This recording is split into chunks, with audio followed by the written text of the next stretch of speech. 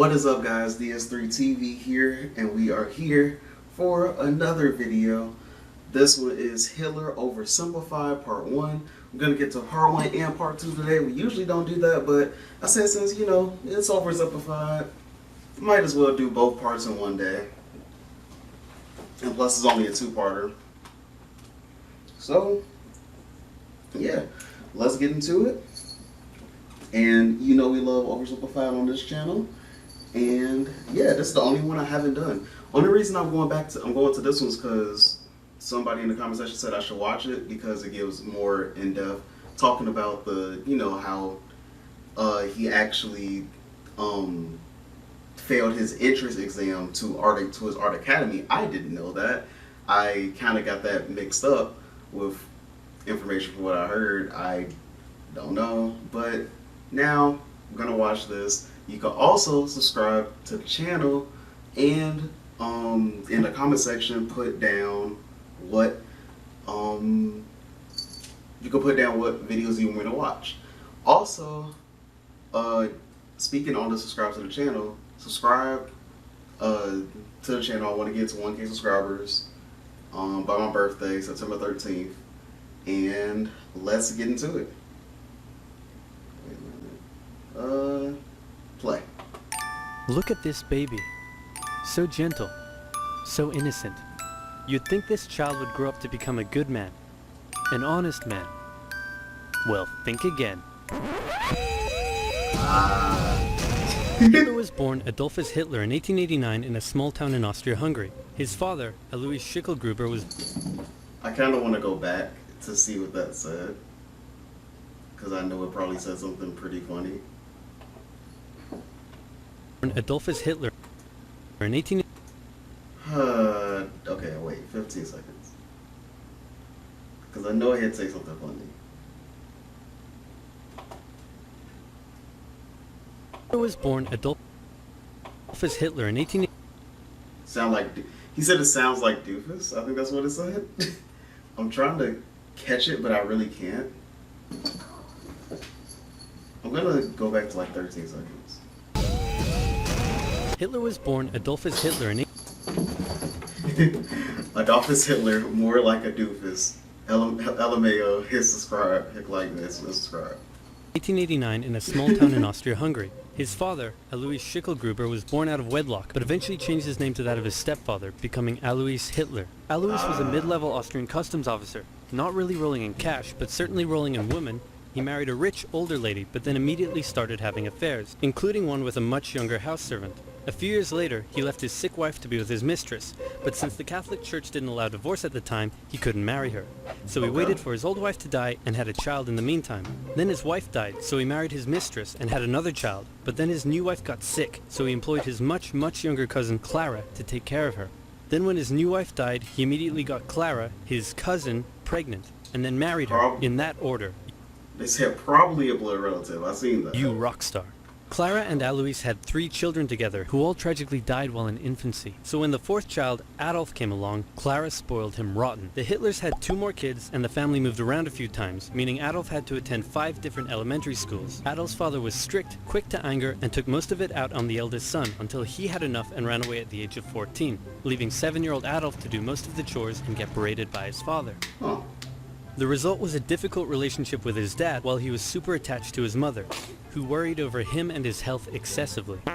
Hitler did well in school at first. His grades were good and his teachers praised him. He was popular with the other kids and enjoyed gathering them together to play war games. He also loved reading and particularly liked stories about cowboys and Indians. As he grew older though, he started to get into trouble. I mean, the cover on the front isn't wrong. He was caught smoking once, organized a raid on a local orchard, tormented his pro-Austria religion teacher with symbolic gestures, displaying his allegiance to the idea of united Germanic people under a greater German state in defiance of Habsburg Austria. You know, the usual. All of this enraged Adolf's father, who punished him severely. The area of Austria-Hungary that Hitler lived in was once part of the German Confederation, and many of the people who lived there considered themselves to be German. Adolf tended to just go against whatever his father said, and since his father was an Austrian public official, Hitler got big into German nationalism. This enraged Adolf's father, who punished him severely. Around this time, a family tragedy struck. His 6-year-old brother, whom he loved a lot, died of measles when Adolf was 10. and was buried in the cemetery just across from their home. Around this time, neighbors reported a change in the young boy. Strange behaviors such as talking to trees and staying up late staring at the stars from the cemetery walls. He lost interest in religion, and his school grades started to decline, which enraged his father, who punished. A definite family can do that though, like and especially a close family member like, his little brother definitely could have had a very big effect and change on how we saw perspective in life. Him severely. It also didn't help that he had just entered high school, and the cool city boys treated him like a rural peasant. He had to repeat a grade and had little interest in most school subjects, instead spending his time reading and drawing, which he was quite good at. One day his father said, "Son, someday you'll be a big balls public official like me." And Adolf replied, "No, father, I'm going to become an artist and soar high above the clouds with the eagles." And you could probably guess what happened after he said that, I'm gonna guess. This enraged his father, but by this time he was an old-ass man, so he just sort of let it go. Oh. Huh. I didn't expect that. And then died of a lung hemorrhage. Hitler just about passed his final semester, and celebrated in the typical way, by getting blackout drunk and wiping his ass with the certificate. However, he didn't take the overall final school exam, instead just dropping out. The now 16-year-old boy was unemployed, without much purpose in life, and So he just didn't take the exam at all, he just dropped out? That's so... Why get that close to finishing and just not doing it? That's like going to college and saying, you know what? Before my last exam of college, I'ma just quit. I'ma just quit before that last exam. You did all the work to get there. for the next 3 years he stayed that way. He spent most of his time at the opera with his only friend, August Kubizek.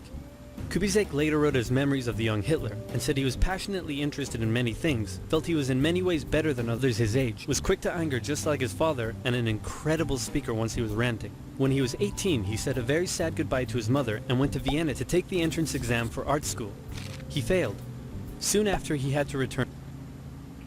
Okay, so yeah, that's where people get that he went to art school, but he failed. When he tried to take the entrance exam for art school and he failed. But the first time he went to art school, that's pretty.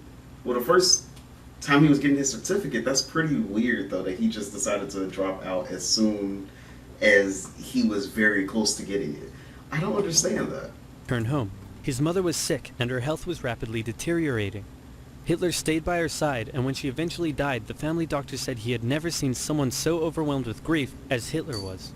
Then Hitler returned to Vienna, still hoping to find a career in the arts, but he never did. Instead, without parental support, Hitler ended up on the streets. Now in his early 20s, he spent a few rough years living in and out of homeless shelters, making what little he could from selling postcards he painted. It's hard to pinpoint exactly when and how Hitler's extreme ideological beliefs formed, but his time in Vienna would have certainly played a role. Anti-Semitism was widespread in the city. The mayor, whom Hitler supported, was an outspoken anti-Semite. There were many right-wing anti-Semitic newsletters, which Hitler took a keen interest in. He bought into the conspiracy theories, and became a firm believer in the idea that there are many races in constant struggle with one another, the purest of which were the German Aryan people, and the worst of which, he believed, were Jews. Since Austria-Hungary was a multi-ethnic empire full of lesser races, Hitler wasn't a fan. So when he was 24, he moved to Munich in Germany to avoid doing military service, and for one more year he was a drifter on the streets, until something huge happened.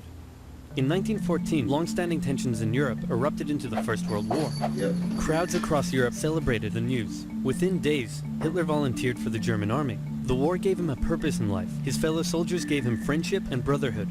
Despite the horrors of war, Hitler considered it to be the best time of his life. He was reportedly a brave soldier and was awarded the Iron Cross, first class. He was also very lucky and had many close encounters with death. His luck ran out in 1916, however, when an artillery shell injured his leg.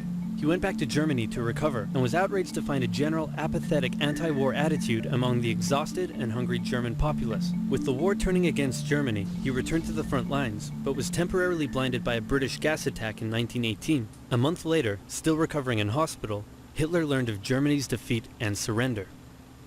The terms of the peace treaty were tough on Germany. It had to pay a lot of money and lose a lot of soldiers. These conditions weakened Germany and humiliated the Germans. And this, I'm gonna say, this really, like how I think I've said this before, but this set up the stage for World War II, because of the reparations that they had to pay. The reparation fees were too high. German people. Europe's borders changed after the war too. New countries were formed out of Russia's lost territory, Austria-Hungary was dissolved, and there was one big new country splitting Germany into two. Hitler, seeing the country he loved humiliated like this, said that hatred grew in him for those responsible, by which he meant communists and Jews, who he believed had stabbed Germany in the back by spreading dissent and anti-war propaganda back home. That was a good part one, and yeah, I would say Germany was definitely always scared of Stalin and them, because I would say I believe they actually had a word for, because I think we watched the video where they talked about they actually had a word for when they talk about like when they talk about like the Russians, and so like the communists, and yeah, like they were just very like always on edge when it came to Stalin, so they didn't really want to go against them too early, because they know that they could not win a war on two fronts. And yeah, so yeah, that was a good video though. Subscribe to the channel. Want to get to 1,000 subscribers by my birthday. Thank you guys for over 750 subscribers.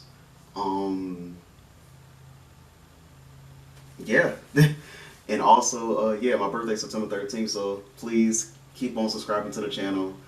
We're getting pretty close to it. I'm very happy, very excited. And yeah, talk to you guys in the next video, and peace.